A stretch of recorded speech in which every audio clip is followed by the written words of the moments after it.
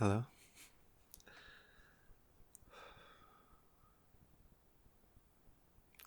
I've once again gotten a little too wrapped up in fiddling with the background stuff and rendering.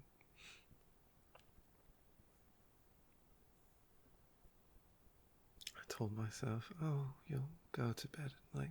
Work made you quite tired. You'll go to bed a little early and wake up early enough to play Minecraft again. Right?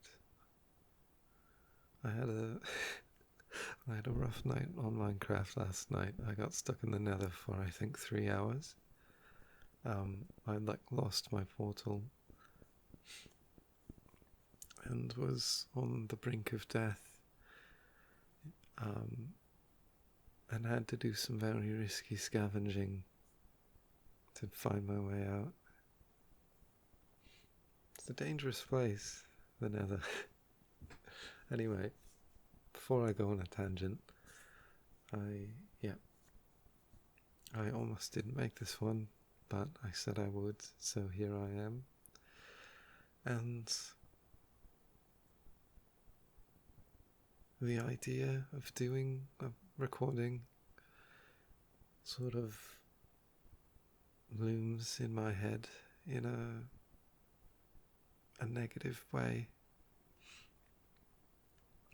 Like, oh, I have to record and then edit. But the moment that I resolve myself to do it, that sort of just leaves. It's silly. Very silly. Wow, why is my nose all stuffy? What is that about?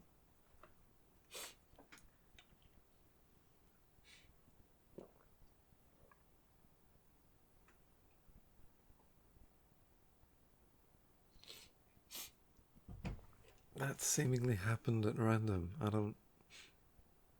That's so odd. Well, we're just gonna have to deal with it, I guess. I guess, yeah. Not gonna pause the recording. Okay, yeah, so Minecraft. After work last night, I was quite tired. And I thought, well, may as well hop on. I saw that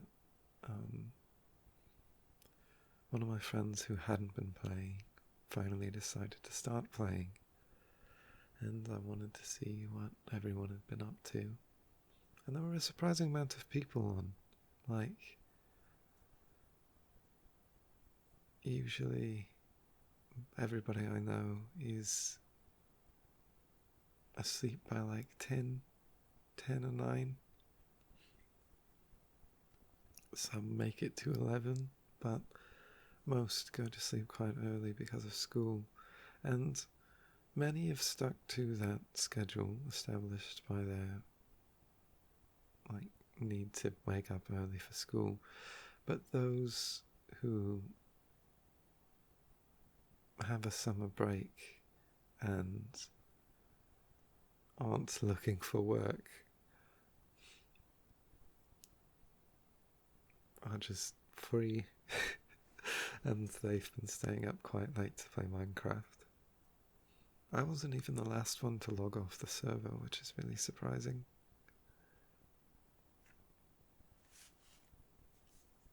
But yes, I got stuck in the nether because I went in looking for dried ghast or just regular ghasts. They added in the most recent Minecraft update the dried ghast, which appears in the nether waste. Well, not the nether waste, the soul sand waste. I forget what the biome is called, but it's the one with all the soul sand and big bones. You can find little dried up ghasts and you can take them, and if you bring them back to the overworld and hydrate them and then feed them, they become happy ghasts who can then be ridden and flown around, which is very, very cool, and I want one. so I went to the Nether. I did not bring enough food for how long I was there. I planned to be in there 20 minutes, maybe, and quickly find my way back, but my portal had placed me in a forest, surrounded by wasteland, surrounded by more forest. So I tried trekking to the other end of the wastes to find the soul sand biome, only to be met by more forest. So I started heading in the other direction, and there was a different biome, but it was just the other forest biome. So I thought, well, I'm running low on food, and clearly I'd have better luck just digging a hole in one direction. So I made my way back to the portal, but unbeknownst to me, I had gotten some 1,000 blocks away from my portal without noticing. And I had completely lost even what elevation my portal may have been at.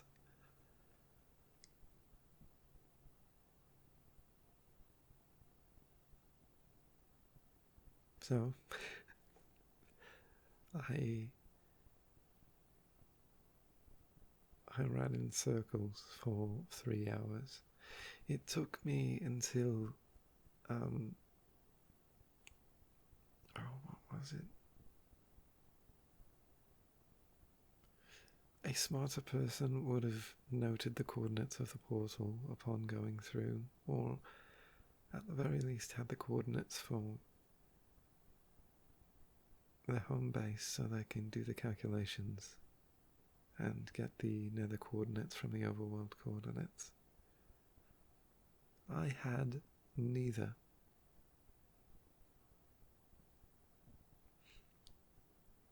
So I wandered in circles for 3 hours, and I did eventually find, to my luck,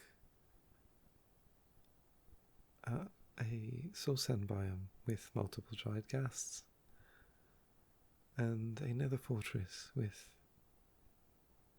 loot inside that almost helped me. But the main issue I ran into is even when I went through my screenshots and found coordinates close enough to my base that they'd help me find the general area of my portal, which I hadn't seen since I had left it, even then my diamond pickaxe was in red durability, and I was some 1,000 blocks away from the estimated location of my portal.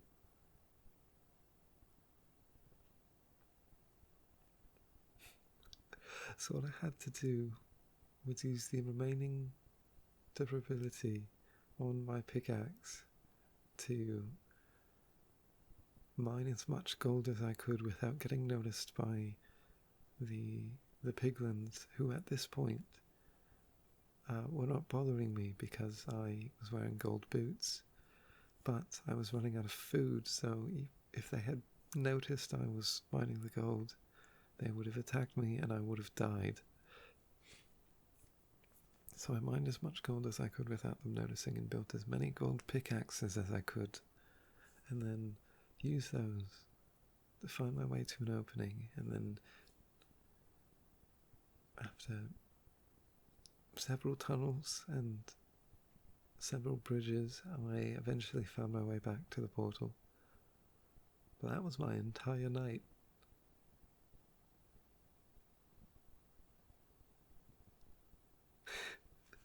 It's silly. I would have kept playing too, but I decided to go to bed because I had work, but I could have kept going even though I was so tired.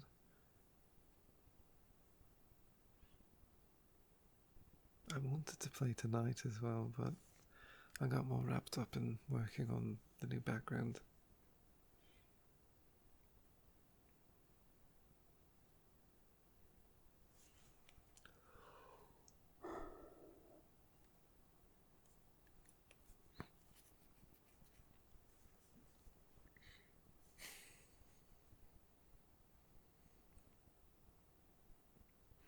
Right, time for a change of subject because I have notes from the past few days.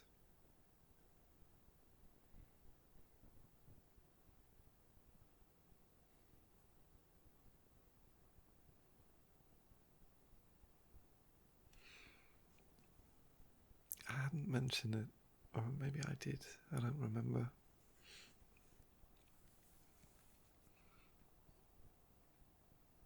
But I found myself in a position of having to waste a little bit of time. It was my job to pick up dinner, but I was out with no plans an hour before dinner was meant to happen.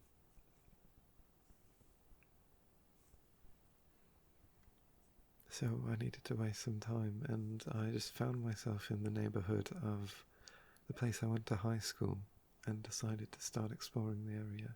Because I think I've mentioned before that the high school I went to got demolished and they built a new one in its place.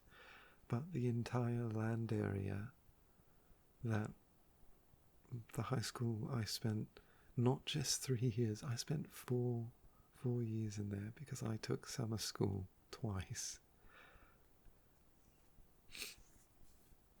I spent 4 years in that high school and a lot of summers in and around it, and I spent a lot of time going back there before it was demolished. And I had attended events there before I was attending the school. All that, the place where that important building resided, is now a parking lot for the larger new school.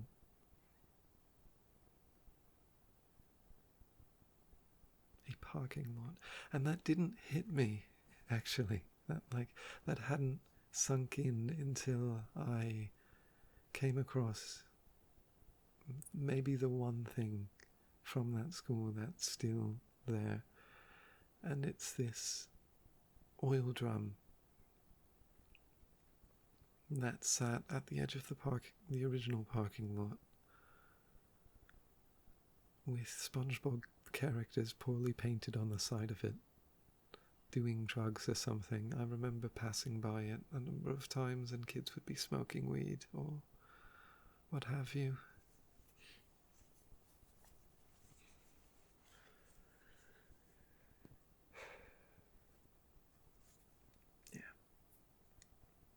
But it still remains there, chained to a signpost or a lamppost, I can't remember which really. And I got a vivid flashback of every time I'd walked past it, and I looked back at where the school building had been and realised there is 100 more meters, if not more. Apologies, my voice is getting hoarse.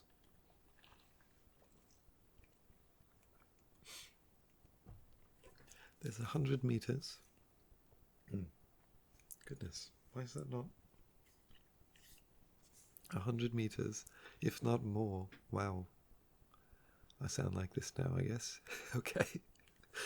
100 meters, if not more, of just straight parking lot.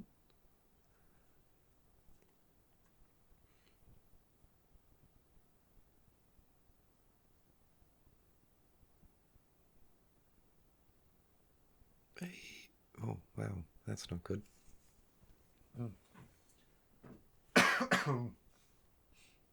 That's so odd. Anyway, yeah, there's a fence line that you can see that wasn't visible from that place in the parking lot when the school building was in the way. That building had, what's the number to say? I want to say 2.5 stories to it, because there was the foyer, like the front entrance of the school, was on an in-between level from the lower level and the upper level.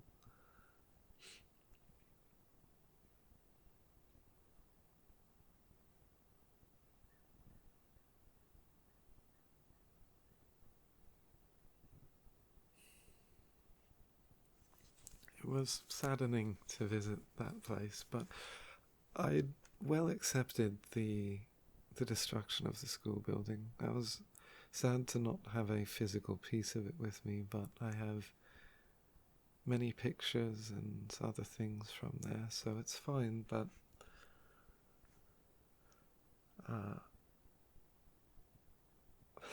I went for lunch every day at the same place, because across the parking lot from the school, past that oil drum where the kids did their drugs, was another parking lot, and then a public recreational facility, mostly for swimming. But past reception, past the viewing deck, was a small cafe where they had all kinds of things. They had pizza, they had pop and soda, and I think they had ice cream, but the thing I always got was this one sparkling fruit water drink, the brand of which I think it's just called Sparkling Ice, and they had a cherry one that I got every day, and with that, in a little styrofoam container, I got a grilled cheese sandwich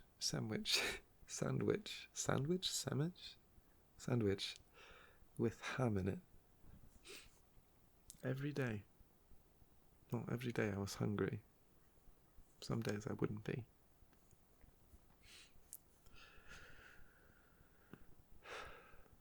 It didn't matter the weather either.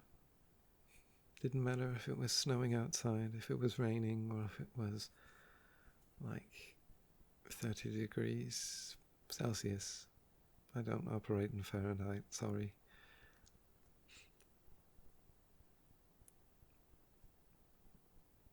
I'd always go for the sandwich. And after I'd graduated, I wanted to go back there. I sort of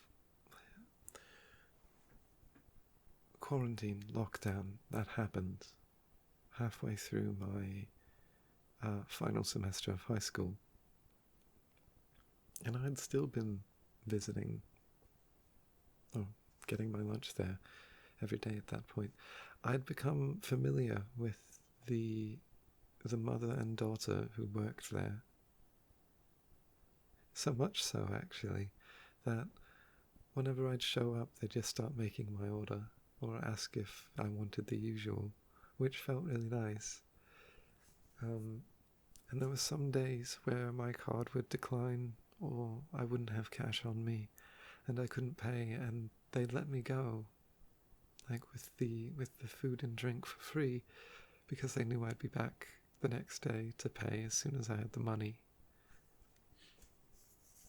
It's very nice. There was even one time where they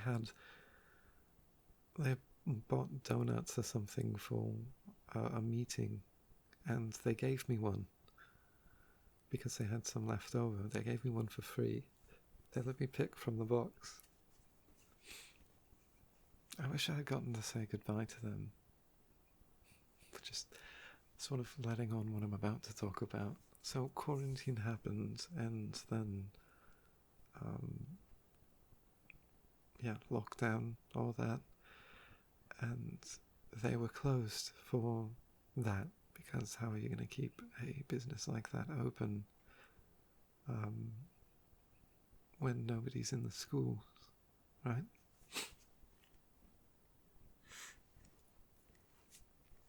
I really wish I could breathe in my nose right now. It's affecting the hell out of my talking.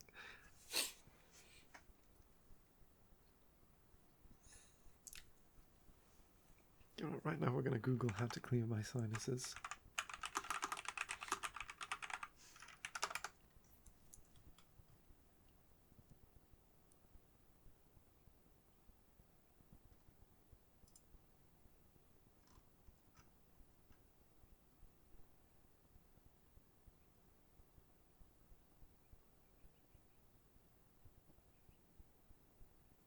Okay, it's everything I'm reading is telling me to hydrate.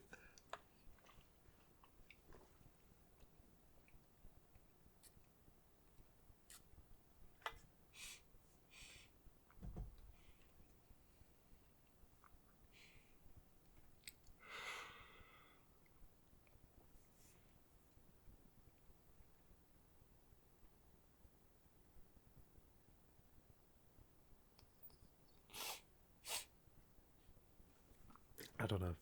I'm not feeling a difference. I The one thing I hate about this whole sinus situation, it seems oh so random and oh so persistent, is that it only bothers me when I'm talking or trying to sleep. And when it goes away, it's not a gradual thing. It's just in an instant, it decides to stop being a problem and let me breathe again. Anyway, the little cafe closed for quarantine, and then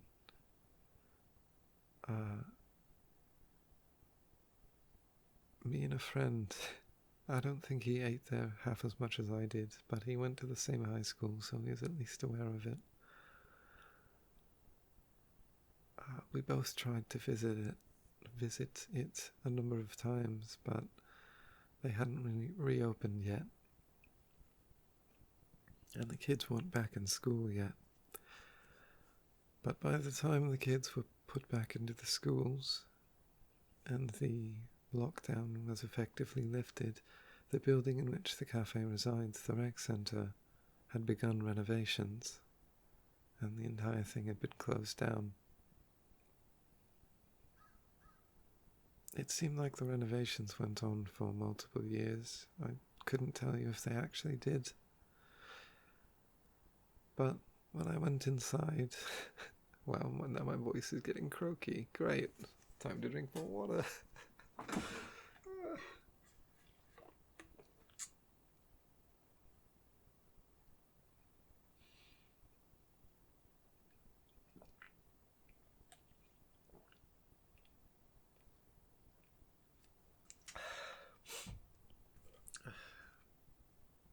It's just not helping.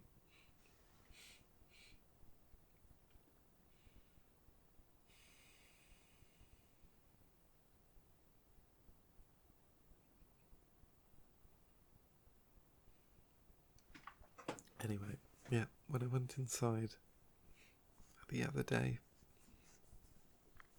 I looked through the window on the viewing deck to see if any major changes had really occurred, and it just looked like things had gotten a new coat of paint. But it was the same place I'd always known. I learned how to swim in that building, actually. Like when I was a kid, that's where I went for swimming lessons.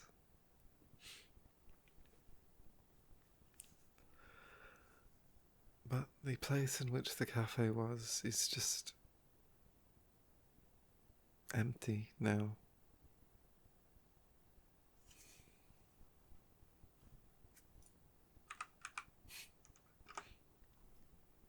I took a picture. I can't show it, but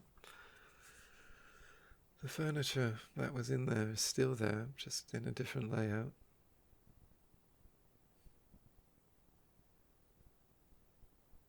The TV that, when the cafe was open, would have a fake fireplace video going. It was shut off. The remote nowhere in sight.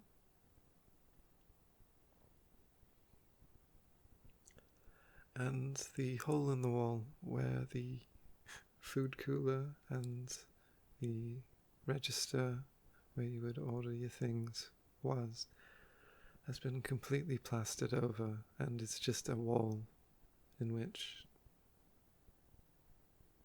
4 separate vending machines sit in front of.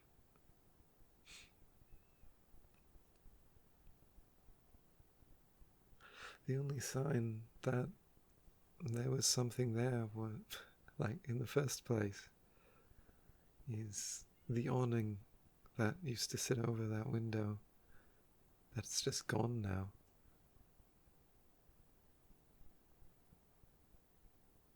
Like, the window's gone, but the awning is still there, still lighting up a window that doesn't exist.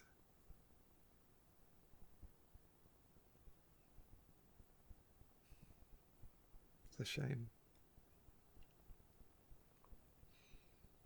So I didn't get to say goodbye to those two running the cafe that I'd become familiar with.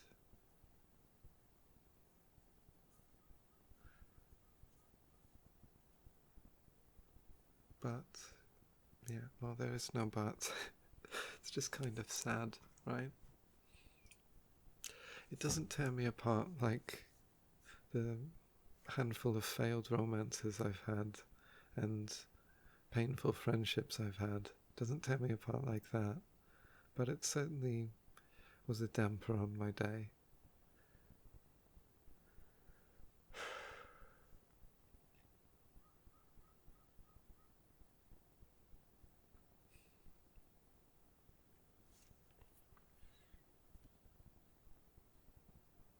I guess in a sort of way to retrace my steps from when I was in high school, the lunch period would start. I would go across the parking lots to the cafe, get my lunch, and then I would take a left out the recreation centre front entrance, go between the buildings, away from the parking lots into the field, because in the field, well, there was mostly nothing. There was a singular baseball diamond, a shed where they stored sports supplies for the football team,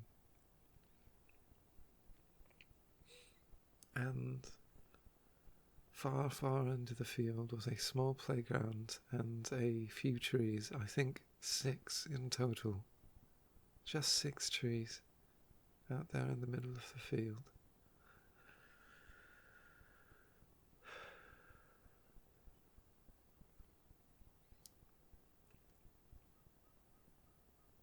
There weren't cliques, so to speak, in my high school, at least none that I was aware of. There were friend groups with lots and lots of intermingling. Like, I had my friend group who were the people I was with in middle school, right? And we all hung out in the computer lab in the winter to stay warm. But I was friends with my neighbour who had an entirely different friend group that had developed over their middle school. But people in his friend group knew people in my friend group and vice versa. So they were interconnected, and then there were other groups with other connections from different activities like band and such. And in that way, like, everybody was only this is a concept, there's the degrees of separation. This came up, the degrees of separation concept came up from, I think it was Facebook. Like, you're only at most 7 friends away from any given person on Facebook.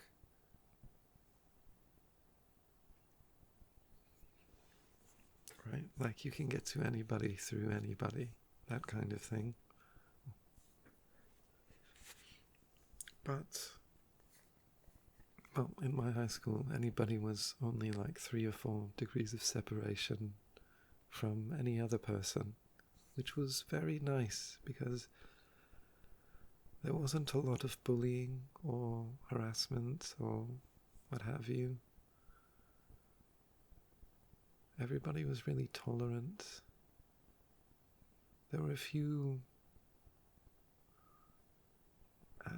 problematic people, but largely even weird people like me and my friends fit in and weren't bothered for being weird.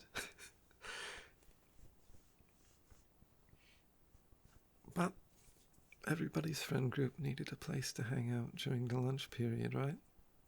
Some people had club rooms, or some people, well, not club rooms, some people had classrooms where they did their clubs. Most of the time, me and my friends hung out in the computer lab. And my neighbour's friend group hung out in the lunchroom. They had their table. But me and my friends... Oh, I need to drink more water. Why is this so bad?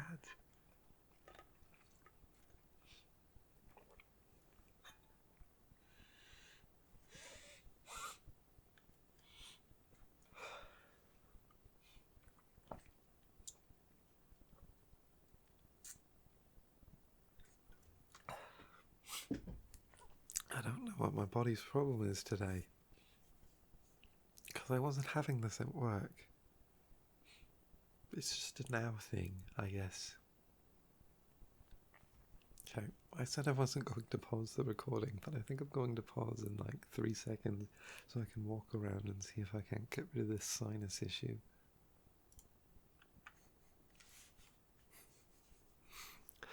Okay, so I've just tried like a dozen things to fix the problem.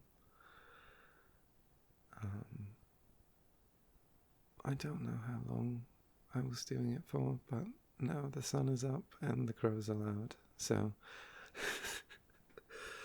yeah, it's been a bit. I had to pause again because I keep getting messaged and I feel like I'm never going to finish this tangent I went on, but let's put it to rest here. Everybody had their place, but me and my friends had a place out in the middle of the field.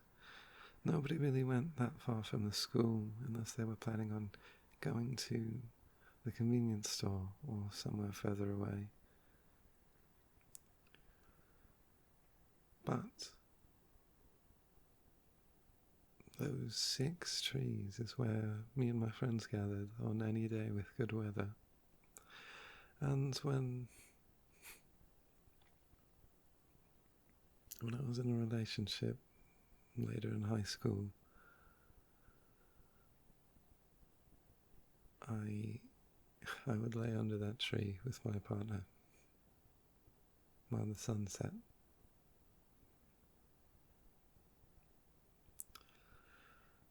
When I walked out into the field the other day, I was confused. I thought I was looking in the wrong direction, because out where those trees stood were not 6, but a singular tree.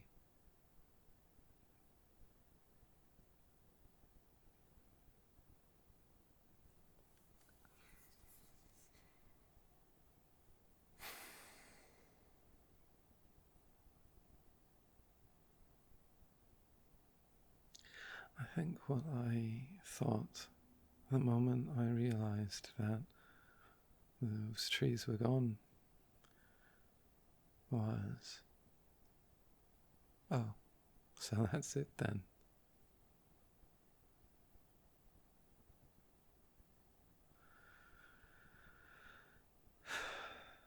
I've talked before about not really letting go of that era of my life yet.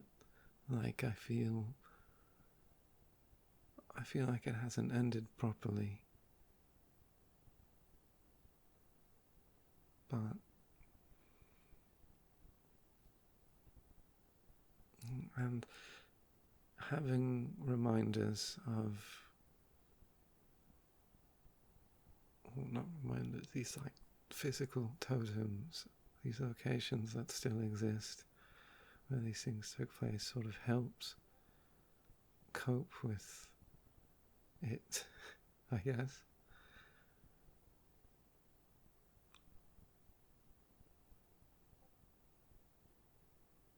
But they're gone. I would often eat my lunch in one of those trees. I like climbing trees. I've always found, like, there's that little bit of elevation over a group of people made me feel less awkward.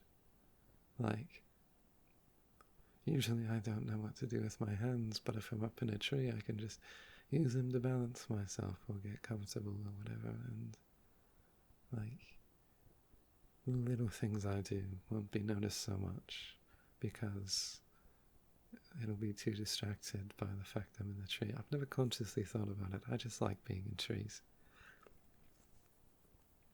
But now the tree I spent the most time in is gone.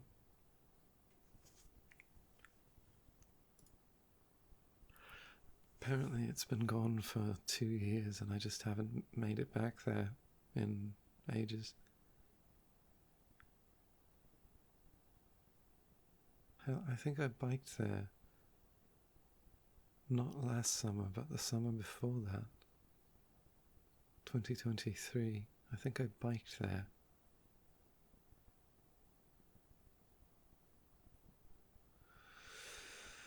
But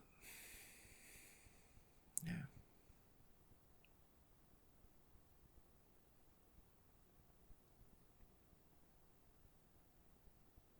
I can remember a lot happening around those trees.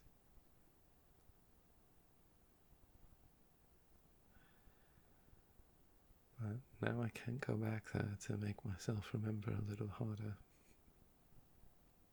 I don't know if that's a good or a bad thing. Depends on who you ask, I suppose.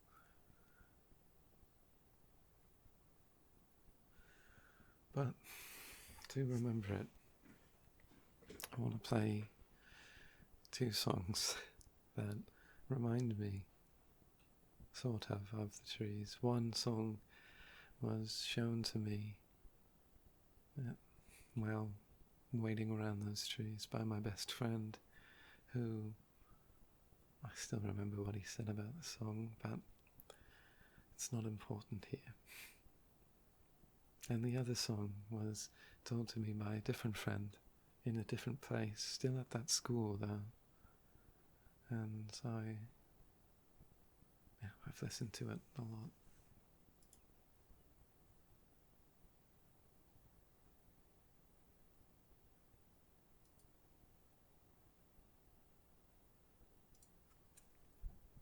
I keep having to pause the recording because somebody's messaging me.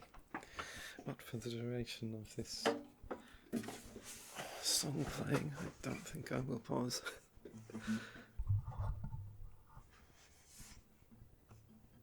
Now,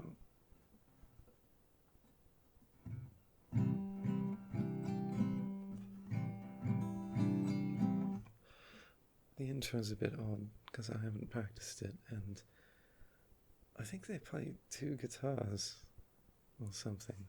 I don't know. This song isn't what I listen to so much these days because it is an odd song.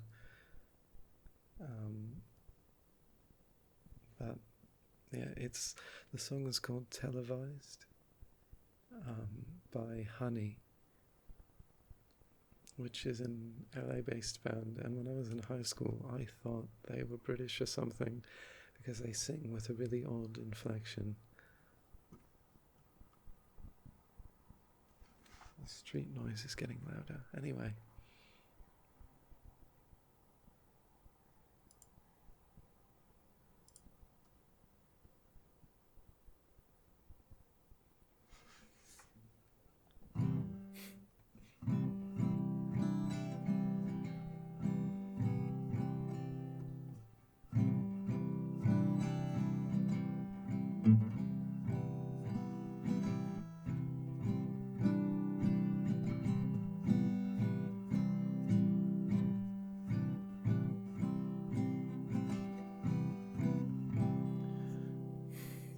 I don't really know how to play this actually. Anyway. Take Tylenol, so long enough to get back here. Crying tricks and fortune in a flash. She is for one to make it last. Crying, oh, she's so bright. I can't believe my eyes. Oh, she's so bright. I can't believe my eyes. Oh, I'm in paradise. Show me heartbreak 1,000 times. I don't care to be caught without sweetness to read by my side. Wide awake in paper thin, prey to anything that's televised. It's safe to say my ignorant state of bliss is why I'll stay in tonight. She's so bright.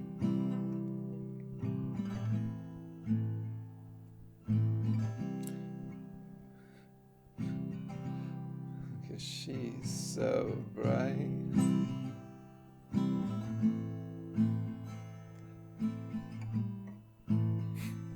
Look, I meant to play the intro again there. Anyway. Smart and laugh is a bore, and all is fair in love and war. It's for the best.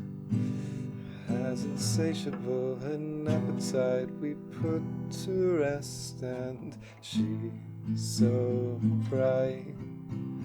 I can't believe my eyes. Oh, I'm in paradise. Show me heartbreak 1,000 times. I don't get to be caught without sweetness here by my side. Wide awake in paper thin, prey to anything that's televised. Safe to say my ignorant state of bliss is why I'll stay in tonight. She's so bright. She's so bright.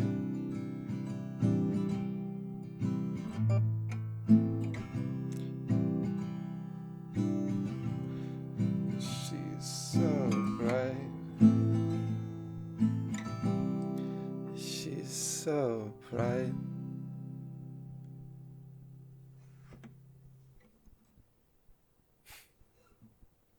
It's a bit of a silly song, right? Though I don't know if I conveyed it properly, but the weird thing about this song is not the way it's sung. It's the song speeds up during the chorus, like it changes BPM quite drastically. And the thing my friend said to me was, I've never heard a song that that does a transition like that so well. So he had to show it to me for that reason. And that song's probably to blame for for me and him ending up in a band together.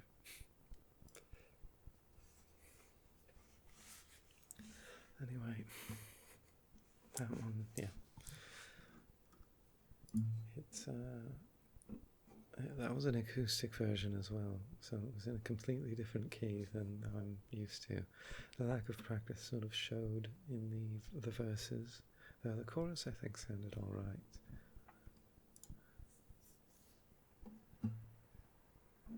God, I need the capo. The next song was recommended to me by my friend's girlfriend, who then became his ex-girlfriend and then became my other friend's girlfriend. But now both of my friends are her ex and she's just my friend. It's very odd.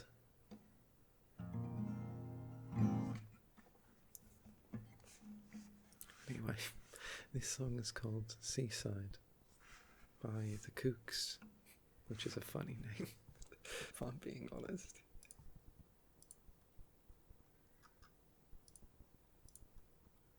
Just line this up. Okay. So I want to go to the seaside. I'm not, that's not correct. No Tennessee, everybody wants to go. Fell in love with the seaside. I had a match on the time and sights of heaven.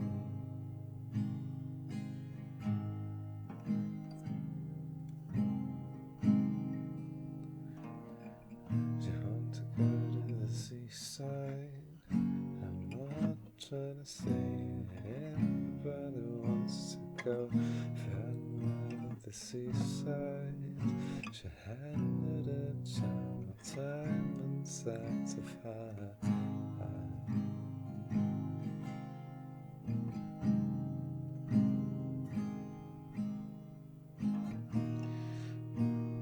I'm just trying to love you any kind of way. But I find it hard to love you, girl, when you're far away. Away.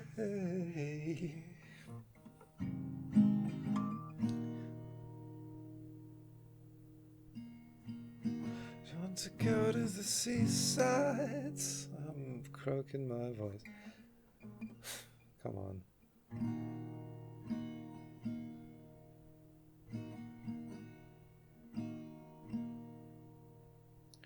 Do you want to go to the seaside?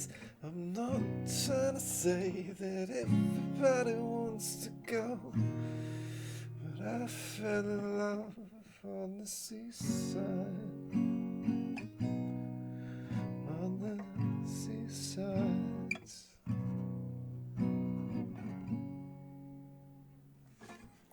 Mess that up a bit, but that's fine. It's fine. It's in a bit of a hard key for me to sing, if I'm being honest. I think I also just smacked the mic around there, so apologies for the loud noise. Anyway, I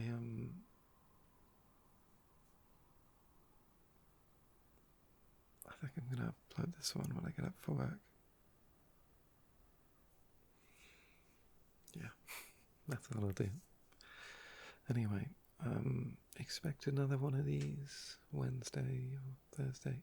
I did accept another commission, so I do gotta focus on that a little bit, but my first priority right now is getting the new background to you. So, yeah. I hope somebody managed to fall asleep to this, or at the very least, I hope somebody managed to stay productive because they were listening to this somehow, even though I change topics like every few seconds, it seems. Anyway, I'm going to go to bed. I hope you all have a good night as well, or day, or what have you. Anyway, bye-bye.